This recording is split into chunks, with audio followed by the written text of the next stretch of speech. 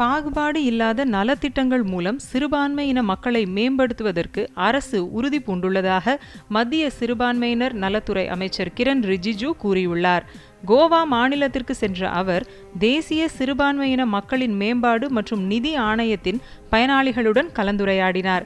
அவர்கள் மத்தியில் பேசிய கிரண் ரிஜிஜு இளைஞர்கள் மற்றும் பெண்களை பொருளாதார வலிமை மிக்கவர்களாகவும் தொழில் முனைவோராகவும் திறன் மேம்பாடு மிக்கவர்களாகவும் மாற்ற ஏதுவான திட்டங்களை இந்த ஆணையம் வடிவமைத்து வருவதாக குறிப்பிட்டார். சிறுபான்மையின மக்களின் நலனுக்காக ஒதுக்கப்படும் நிதி முழுமையாக பயன்படுத்தாமல் இருப்பதாகவும் அவற்றை சிறப்பான முன்னெடுப்புகளுக்கு பயன்படுத்த வேண்டும் எனவும் அவர் கேட்டுக்கொண்டார். சமூக வலைதளங்களில் பரப்பப்படும் போலி செய்தி குறித்து கவலை தெரிவித்த அமைச்சர் கிரண் ரிஜிஜு அவற்றை முறியடிக்க கூட்டு முயற்சியே அவசியம் என்றார். நீடித்த வளர்ச்சி இலக்குகளை எட்ட குறைந்த செலவிலான எரிசக்தியே தேவை என்று மத்திய மின்துறை அமைச்சர் மனோகர் லால் கட்டார் வலியுறுத்தியுள்ளார்.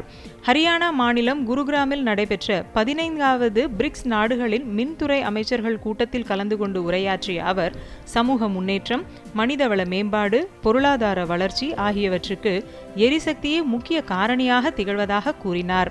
சூரிய சக்தி மற்றும் காற்றாலை மின் உற்பத்தியில் உலகின் முன்னணி நாடுகளில் ஒன்றாக இந்தியா திகழ்வதாக குறிப்பிட்ட அவர் மின்சார துறையை நவீனப்படுத்துவதற்காக மிகப்பெரிய சீர்திருத்தங்களை புகுத்தி வருவதாகவும் தெரிவித்தார்.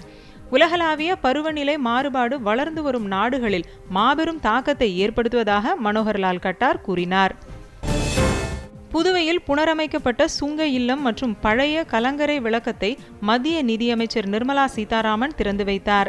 1936ஆம் ஆண்டு பிரெஞ்சுக்காரர்களால் கட்டப்பட்ட இந்த கட்டிடங்கள் செழிப்பான கடல் வழி வர்த்தகத்திற்கு சாட்சியாக நின்றதுடன் வங்காள விரிகுடாவில் பயணிக்கும் கப்பல்களுக்கு வழிகாட்டியாகவும் திகழ்ந்தது. 1979ஆம் ஆண்டு வரை பயன்பாட்டில் இருந்த இந்த கட்டிடம் தற்போது புனரமைக்கப்பட்டு இதன் திறப்பு விழாவில் புதுச்சேரி யூனியன் பிரதேசத்தின் துணைநிலை ஆளுநர் கைலாஷ்நாதன், முதலமைச்சர் ரங்கசாமி உள்ளிட்டோர் கலந்து கொண்டனர்.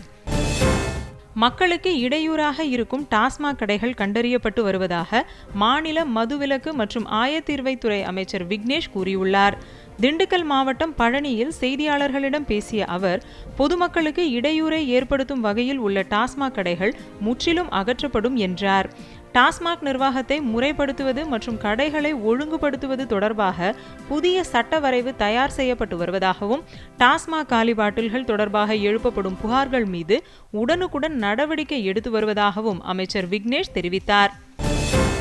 திமுக ஆட்சியில் மின்வாரிய ஒப்பந்தத்தில் 9 டெண்டர்களில் முறைகேடு நடந்துள்ளதாக மாநில மின்துறை அமைச்சர் நிர்மல்குமார் குற்றம் சாட்டியுள்ளார். மின்வாரியம் தொடர்பாக சென்னையில் இன்று வெள்ளை அறிக்கை வெளியிட்ட அமைச்சர் ஊழியர் பற்றாக்குறை நிலவுவதை சுட்டிக்காட்டினார்.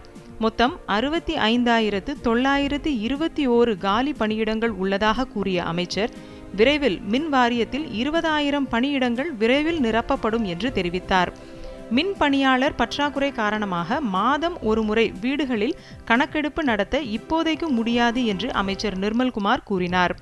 மின்வாரிய ஒப்பந்த டெண்டர்களில் முறைகேடு நடந்துள்ளதாகவும் நிர்மல்குமார் குற்றம் சாட்டினார். தென் அமெரிக்க நாடான வெனிசுலாவில் அடுத்தடுத்து 2 சக்தி வாய்ந்த நிலநடுக்கங்கள் ஏற்பட்டன. ரிக்டர் அளவுகோலில் 7.2 மற்றும் 7.5 என பதிவானதாக அமெரிக்க புவியியல் ஆய்வு மையம் தெரிவித்துள்ளது. இந்த நிலநடுக்கம் காரணமாக கட்டிடங்கள் குலுங்கின. வெனிசுலாவின் பல்வேறு நகரங்களிலும் மின் இணைப்பு துண்டிக்கப்பட்டுள்ளதால் சில பகுதிகளில் இருள் சூழ்ந்து காணப்படுகிறது. இதுவரை 164 பேர் உயிரிழந்துள்ளதாகவும் 971க்கும் மேற்பட்டோர் காயமடைந்துள்ளதாகவும் தகவல்கள் தெரிவிக்கின்றன. மீட்பு மற்றும் நிவாரண பணிகள் முழு வீச்சில் முடுக்கிவிடப்பட்டுள்ளதாக வெனிசுலா அரசு தெரிவித்துள்ளது. வெனிசுலாவில் அடுத்தடுத்து நிலநடுக்கம் ஏற்பட்டதால் அந்நாட்டின் அதிபர் டெல்சி ராட்ரிகஸ் அவசர நிலை பிரகடனம் அறிவித்துள்ளார். ஜப்பானில் இன்று காலையில் அதிசக்தி வாய்ந்த நிலநடுக்கம் ஏற்பட்டது. ஜப்பானின் வடகிழக்கு மாகாணத்தின் ஏற்பட்ட இந்த நிலநடுக்கம் ரிக்டர் அளவுகோலில் 7.2 பதிவானது. இவாடே அருகில் உள்ள கடல் பகுதியில் சுமார் 40 கிலோமீட்டர் ஆழத்தில் இந்த நிலநடுக்கம் ஏற்பட்டதாக ஜப்பான் வானிலை ஆய்வு முகமை தெரிவித்துள்ளது. இந்த நில அதிர்வு தலைநகர் டோக்கியோ உள்ளிட்ட பல்வேறு நகரங்களிலும் உணரப்பட்டதாகவும் இதில் 4 பேர் காயமடைந்ததாகவும் அதிகாரிகள் தெரிவித்தனர்.